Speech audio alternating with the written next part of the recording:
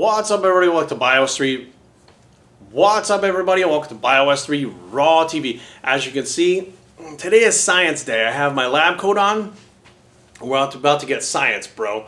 Now, first of all, I just want to shout out to Sophie, the Sophisticate, who is one of my clients and friends. And she's an actual biologist. That's what she does. And I see her photos on Instagram and stuff, and I was like, that's so cool that you get to wear a lab coat. And she fucking sent me a lab coat. She goes, this one is for your videos. So when you do the science stuff, you can wear it in science videos. Thank you so much, Soph. It's so cool. And I feel so like official. I feel like scientific right now. I feel like getting down to some fucking science. It doesn't make me any more scientific. But anyways, this fucking lab coat is cool. I've never had one before, so fuck it. So basically, what I want to talk to you guys about after all that bullshit is the way that you can feed your body throughout the day for faster muscle growth. And the difference between protein and amino acids, because there is a difference. Now, I think people think that they're interchangeable. So protein and aminos, okay? And how to use these throughout the day. So protein is what you eat to get the aminos, right? You eat protein, the body breaks down protein, makes amino acids, or takes the amino acids from it, and then uses the amino acids for all the different things in your body that it needs amino acids for. Hair, skin, nails, repair, everything.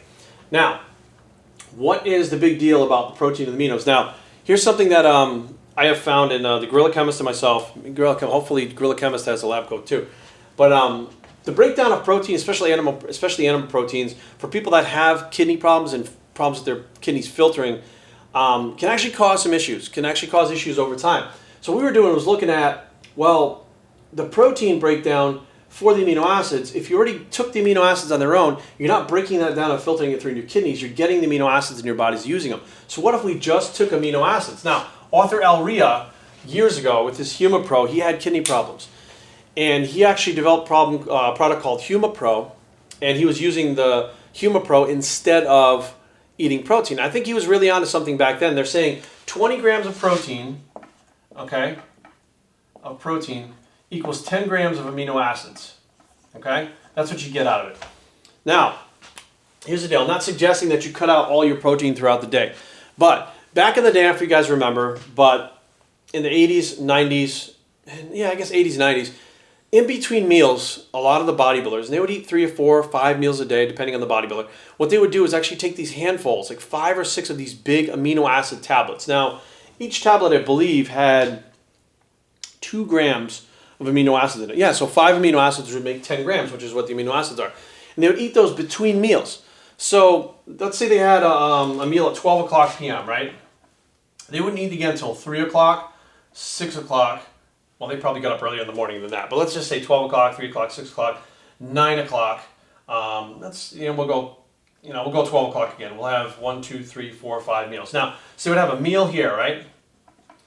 And let's say this one had, I don't know, 30 grams of protein, because they would actually eat less protein back then. 30 grams of protein, right? You have 30 grams of protein here. So within those 3 hours that you're taking in this protein, now, by the time you get to the next meal, protein synthesis or protein muscle synthesis is actually going back to baseline and dropped below. 2 hours, it's back down to baseline. 3 hours, it's actually below baseline.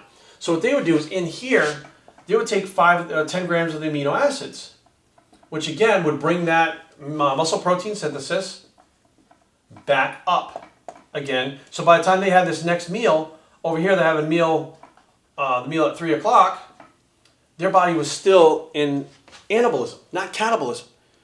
So I look back and I'm not sure where throughout the years this kind of got lost, but this is actual science. Like science actually dictates that your body after ingesting amino acids, protein, it literally has a rise in muscle protein synthesis within 1.5 hours dramatically, right? Right over 30 minutes, there was no change. 1.5 hours, it was dramatic. Within 2 hours, it was back down to baseline. So following science, and I'm not sure if these guys knew that, but following what science says, they were right on par. That's why they were so hard and muscular and lean. They look so much better than these guys nowadays. These guys nowadays, their bodies are not functioning optimally. What they're doing is like, I only want to eat 2 meals. I only want to eat 1 meal. I don't even need to eat that many meals. I don't even need to eat that much protein. And I'm sitting there going, but the guys nowadays, most of them look a fuck ton worse. They're on more drugs and look worse. Why were the guys back then able to use less drugs and look better? Because they were paying more attention to their diet and how this worked. I don't think they actually knew the science behind this. Honestly, like there was no internet back then. So Who the fuck was telling them the science? You never heard them talking about the science. You'd have to pick up Flex Magazine or Muscle and Fitness to read a scientific article in there. But these guys weren't doing that. They found this out through trial and error. Now, we know nowadays, because now we have the internet and we have the science to back up what these guys were doing, that they were right on par. But what happens is, without the science telling you this, what happens is people go, well, okay, this is good, but what if I could find something better, right? Because they don't have the underlying science to tell them why this would be the best way to do it, right?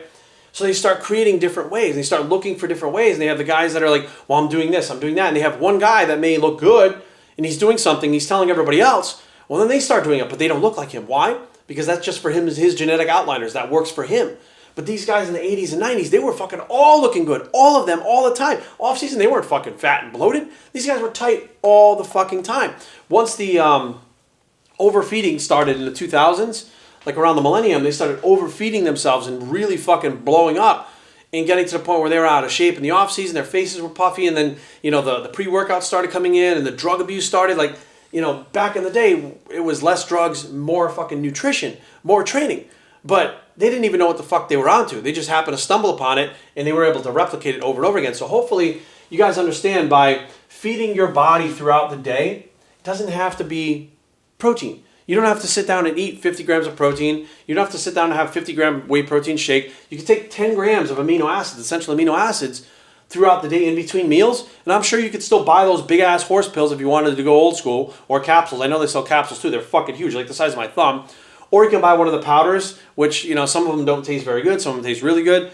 And just literally, if you wanted to eat fucking 7 meals a day, you could actually, you know, honestly, let's say you're the 2 meal a day guy, right? Or the 1 meal a day guy. You could eat one meal with like maybe 50 or 60 grams of protein. The rest of the day at intervals, supplement amino acids, and guess what? You're still going to maintain your muscle mass and build muscle without eating the food. Phil Hernon, I remember this very specifically. Phil Hernon is a good example. When he won the USA's, hands down, fucking smoked everyone. He wasn't even favored to win. I think it was Craig Titus was favored to win that year. He showed up on stage that year and fucking wiped the stage with everyone. Everyone was like, he's fucking huge. He's conditioned. Little bit of trivia for you guys. Didn't eat a single gram of protein for that competition. Didn't eat a single gram. Why? He didn't like to eat it. He's like me, he doesn't like to eat. So he didn't want to eat the protein, like, you know, hey, carbs are great. Rice, fucking fruit, like whatever. Everybody loves carbs, right? Didn't want to eat the protein, didn't like it. So what did he do? He actually found a product called liquid beef aminos, which is no longer made, was an essential amino acid supplement with glycerol in it. And it was chocolate flavored. It tastes like chocolate syrup. He would pour it in his fucking water jug, his gallon water jug, and sip on that throughout the entire day. He was using it as his water for the day. He was constantly had an influx of aminos. That motherfucker stepped on stage and beat everybody. By now, these guys were eating fucking 2-3 chicken breasts at a time, 20 egg whites at a time. He didn't eat any protein. It was only amino acids. And now people would say, well, you know, Jerry, not everybody can do that. That's bullshit, because science says you don't need protein. Science says you need amino acids. Science says you don't need carbohydrates. Science says you need glucose. Science says you need essential fatty acids, but science says you don't need saturated fats. So if you go based on science, and I have the lab coat on, so I'm the science guy now. If you go by science, that basically dictates that a lot of the myths out there that you don't need to be eating around the clock, but you do need to be supplementing some form of amino acid to make sure that muscle protein synthesis is kept higher than baseline or below baseline. BioStrengthTraining@gmail.com. Leave comments down below, but don't fight. www.biostrength.com is a blog. The new lab coat, yeah, and we are